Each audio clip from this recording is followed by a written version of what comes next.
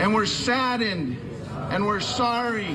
A somber vigil a day after bullets rained down on the Las Vegas Strip. Evil showed its face last night, but love is showing its face this morning. At least 59 killed and more than 500 wounded when 64-year-old Stephen Paddock used a hammer to break 2 windows in his suite at the Mandalay Bay Hotel and began firing on a crowd of country music concert goers below.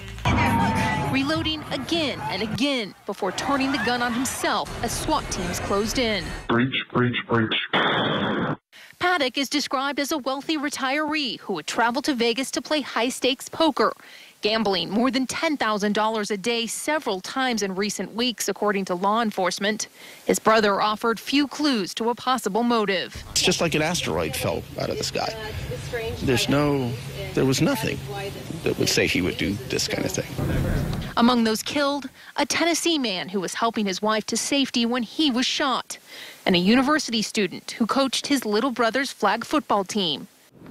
Survivors haunted by those they couldn't help. I would feel their pulse or grab their arm, and there was nothing. So we would just cover them up with. A lot of them were wearing cowboy hats, and we would just cover them up and keep going to the next one.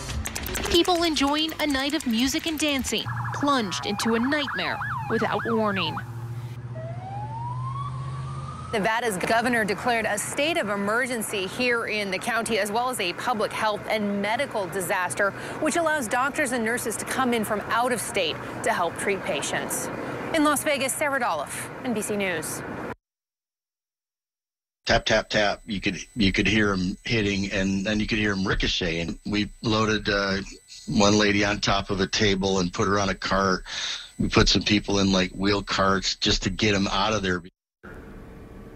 That's how a man from West Michigan recalled the horrific events of last night's concert in Las Vegas. Chris Suzanne was there on business and actually had no plans to go to the concert, but ended up going at the last minute because one of his friends had tickets.